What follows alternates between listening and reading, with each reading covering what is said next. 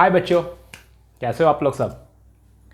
Electric charges and fields, ये हमारा topic हम लोग डिस्कस कर रहे थे। मीन्स ये चैप्टर डिस्कस कर रहे थे। इस चैप्टर में हम लोगों ने बहुत सारे टॉपिक डिस्कस किए। इलेक्ट्रिक फील्ड के बारे में हम लोगों ने प्रीवियस क्लास में डिस्कस किया था, राइट। आज हम लोग बात करेंगे इलेक्ट्रिक लाइंस ऑफ फोर्सेस या इलेक्ट्रिक फील्ड लाइंस के बारे में।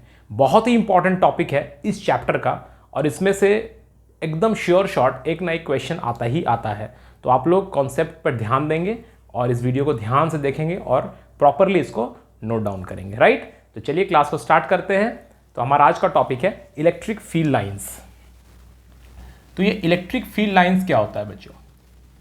इलेक्ट्रिक फील्ड लाइंस, या इसे कहा जाता है electric lines of forces.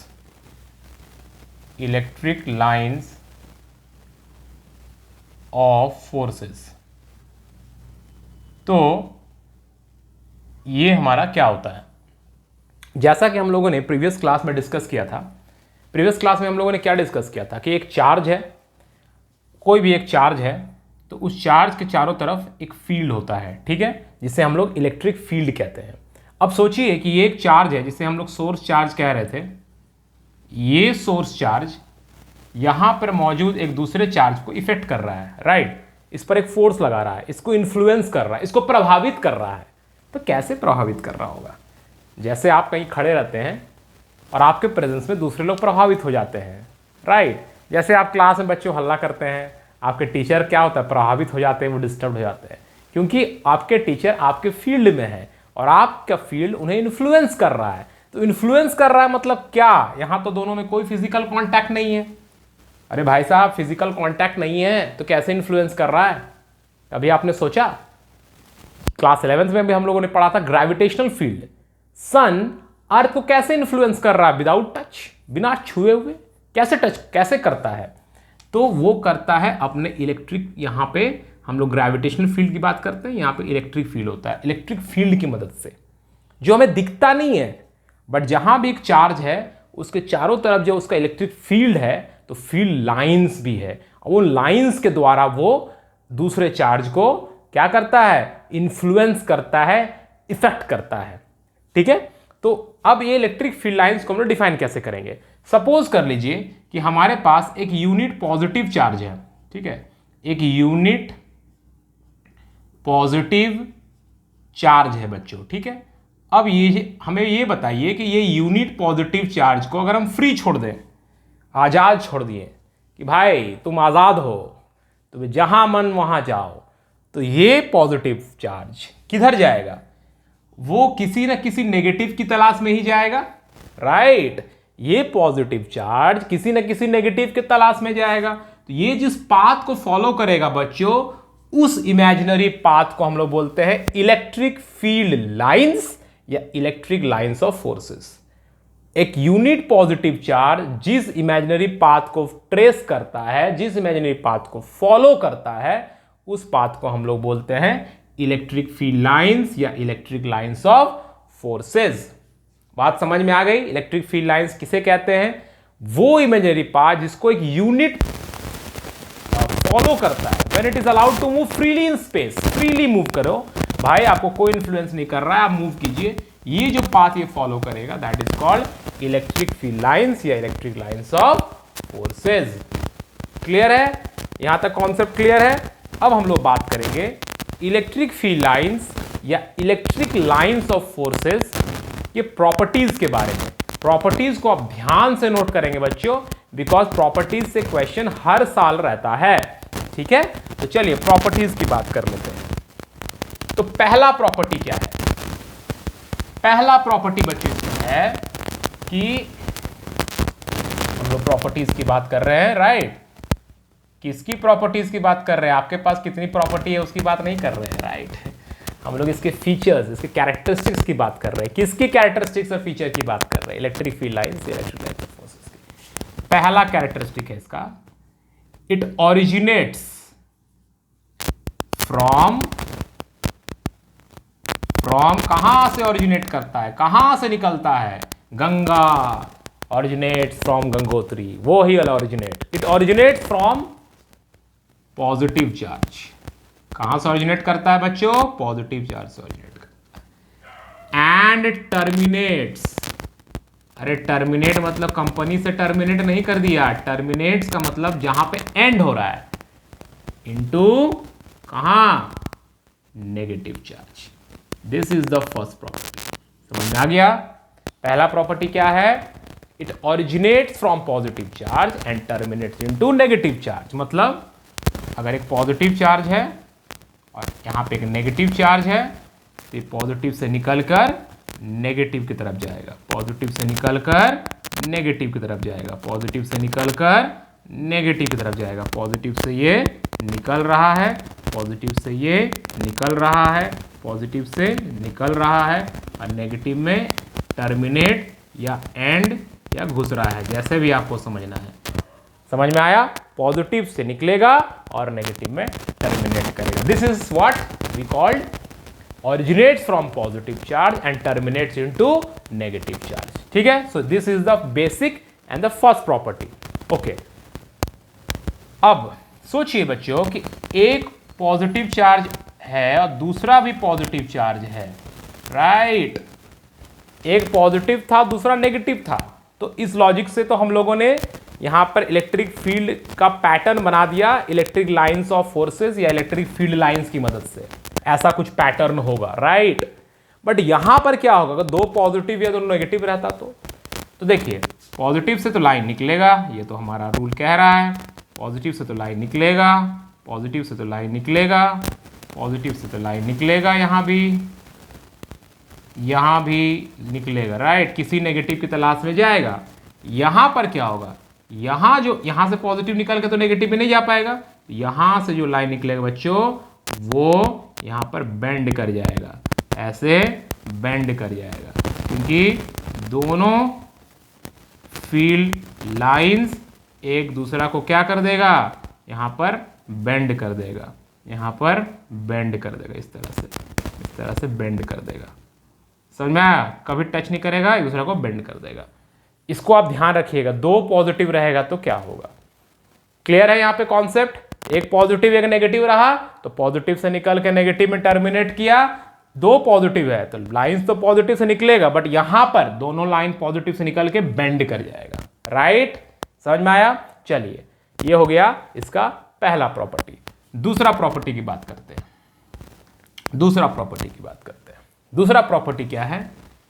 The direction of electric field at a point is determined by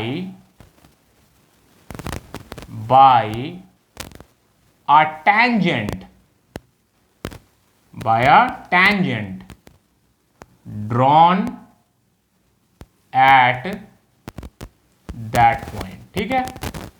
ये बहुत इंपॉर्टेंट प्रॉपर्टी है। The direction of electric field का जो डायरेक्शन होगा एट अ पॉइंट, किसी भी पॉइंट पर जब हम लोग इलेक्ट्रिक फील्ड का डायरेक्शन पता करना चाहेंगे तो वो डायरेक्शन कैसे पता करेंगे? टैंजेंट ड्रॉ करके पता करेंगे। फॉर एग्जांपल, मान लीजिए कहीं पर इलेक्ट्रिक फील्ड लाइन इस तरह से बना हुआ है और हमें इस पॉइंट पर P पॉइंट पर कहा जा रहा है कि भाई साहब आप बताइए तो P पॉइंट पर इलेक्ट्रिक फील्ड का डायरेक्शन क्या है? तो आप P पॉइंट पर एक टैंजेंट ड्रॉ कर देंगे और क्योंकि एरो इधर जा रहा है इधर एरो दे देंगे, so this will be the direction of electric field. यहां पर अगर मैग्नेटिक कंपास रखेंगे तो मैग्नेटिक कंपास भी यही डायरेक्शन लोकेट करेगा। यहां पर अगर हमें पूछा जाए कि Q पॉइंट पर बताइए तो इलेक्ट्रिक फील्ड का डायरेक्शन क्या होगा, तो Q पॉइंट पर हम लोग टैंजेंट ड्रॉ कर लेंगे and this will be the direction of electric field at point Q। समझ में आ गई बात? तो direction of electric field at a point is determined by a tangent drawn at that point. Clear? इस दोनों point को नोट डाउन कीजिए, फिर हम लोग नेक्स्ट प्रॉपर्टी की तरफ चलते हैं। ओके बच्चों, तीसरा प्रॉपर्टी क्या है? What is the third property? Third property है two electric field lines never intersects with each other, ठीक है, with each other. Two electric field line never intersects with each other. मतलब ये अगर एक इलेक्ट्रिक फील्ड लाइन है और ये अगर दूसरा इलेक्ट्रिक फील्ड लाइन है, तो ये नॉट पॉसिबल, ये संभव नहीं है। इंसान जो होते हैं ना, वो एक दूसरे के साथ इंटरफेयर करते हैं, एक दूसरे के लाइफ में दखल अंदाजी देते हैं, इंटरफेयर करते हैं। इलेक्ट्रिक फील्ड लाइन्स इंटरफेयर नहीं करते हैं, not possible, this is not possible, ठीक है, दिस इज नॉट पॉसिबल। ये संभव तो नहीं है, ये पॉसिबल तो नहीं है, ठीक है, नॉट पॉसिबल। क्यों नहीं पॉसिबल है? देखिए, अगर पॉसिबल होता तो इस पॉइंट पर हम लोग एक टैंजेंट ऐसे ड्रॉ करते, दूसरा टैंजेंट ऐसे ड्रॉ करते, दो टैंजेंट ड्रॉ होता, तो इस पॉइंट पर दो टैंजेंट ड्रॉ होता, इस पॉइंट पर इलेक्ट्रिक फील्ड का दो डायरेक्शन पता चलता, जो कि संभव नहीं है। मतलब अगर आप यहां पर मैग्नेटिक कंपास रखेंगे तो ऐसे ऐसे कांपने लगेगा, कौन सा डायरेक्शन बताएगा, वो तो कंफ्यूज है। इसीलिए यह संभव ही नहीं है कि दो इलेक्ट्रिक फील्ड लाइन कभी भी इंटरसेक्ट करे, क्योंकि अगर वो इंटरसेक्ट करेगा तो at the point of intersection, जहां पर वो इंटरसेक्ट कर रहा है, we will have two different directions of the same electric field. Same electric field का दो डायरेक्शन पता चलेगा, विच इज नॉट पॉसिबल। इसी पॉइंट पर इलेक्ट्रिक फील्ड का दो डायरेक्शन पता चल जाएगा, तो आप कौन सा डायरेक्शन लेंगे? तो इसलिए यह पॉसिबल नहीं है, ठीक है। उसके बाद प्रॉपर्टी नंबर 4, प्रॉपर्टी नंबर 4 क्या कहता है? The relative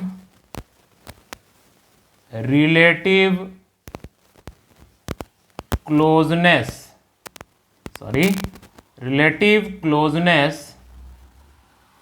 of electric field lines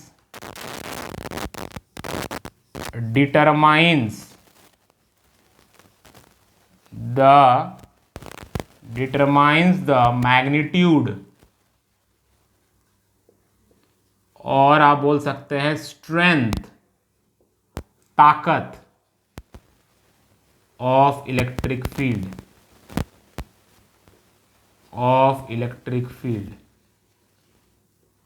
ठीक है। मतलब जैसे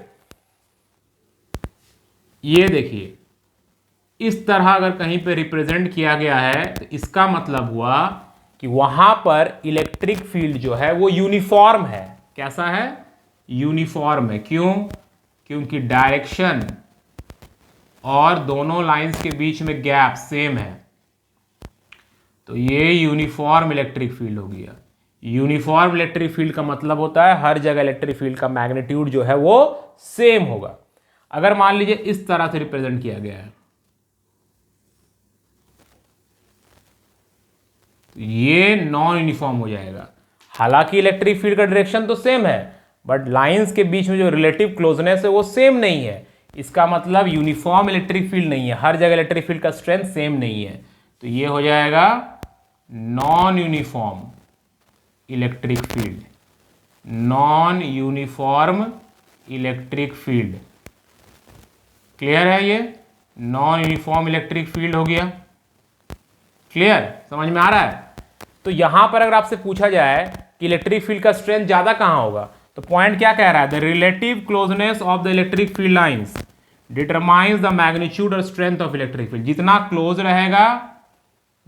क्लोज रहेगा उतना स्ट्रेंथ ज्यादा, तो Q पर स्ट्रेंथ ज्यादा होगा, P पर स्ट्रेंथ कम हो जाएगा। P पर इलेक्ट्रिक फील्ड ज्यादा स्ट्रांग रहेगा, Q पर इलेक्ट्रिक फील्ड कम स्ट्रांग रहेगा, क्योंकि यहां पर लाइंस ज्यादा क्लोज है। देखिए, इलेक्ट्रिक फील्ड भी आपको सिखा रहा है बच्चों, यूनिटी इज स्ट्रेंथ। जितना आप अपने लोगों से, अपने घर वालों से, अपने दोस्तों से क्लोज रहेंगे, अपने देश वालों से क्लोज रहेंगे, उतना आपका स्ट्रेंथ ज्यादा होगा। ठीक है, इलेक्ट्रिक फील्ड भी हमें यही समझा रहा है। जैसे मान लीजिए अगर इस तरह रहता, इस तरह ऐसा है, ठीक है, तो यहां पर इलेक्ट्रिक फील्ड का स्ट्रेंथ ज्यादा होगा बिकॉज यहां पर गैप कम है, यहां पर इलेक्ट्रिक फील्ड का स्ट्रेंथ कम होगा क्योंकि यहां पर रिलेटिवली ज्यादा दूर है। तो जितना ज्यादा इलेक्ट्रिक फील्ड लाइंस एक दूसरे के क्लोज रहेंगे उतना ज्यादा इलेक्ट्रिक फील्ड वहां पर स्ट्रांग रहेगा। तो ये था प्रॉपर्टीज ऑफ इलेक्ट्रिक फील्ड या electric field lines and electric lines of forces. तो इसको आप अच्छे से समझ लीजिए, प्रॉपर्टीज को आप ध्यान में रखिए, प्रॉपर्टीज बहुत इंपॉर्टेंट है। नेक्स्ट क्लास में हम लोग electric field lines, electric lines of forces के वीडियो लेके आएंगे। जो क्वेश्चंस बोर्ड में ऑलरेडी पूछे गए हैं प्रीवियस ईयर्स में, उन क्वेश्चंस को डिस्कस करेंगे। तो नेक्स्ट क्लास का वीडियो बहुत ही इंपॉर्टेंट होगा, बट नेक्स्ट क्लास के वीडियो को ठीक से समझने के लिए इस वीडियो को देखना बहुत जरूरी है। नोट्स आप बना लीजिए। हम लोग हर एक टॉपिक का छोटा छोटा वीडियो बना रहे हैं ताकि एक बार में यहाँ पर लोड ना आए, आप धीरे धीरे अपना काम को स्मूथली करते रहे।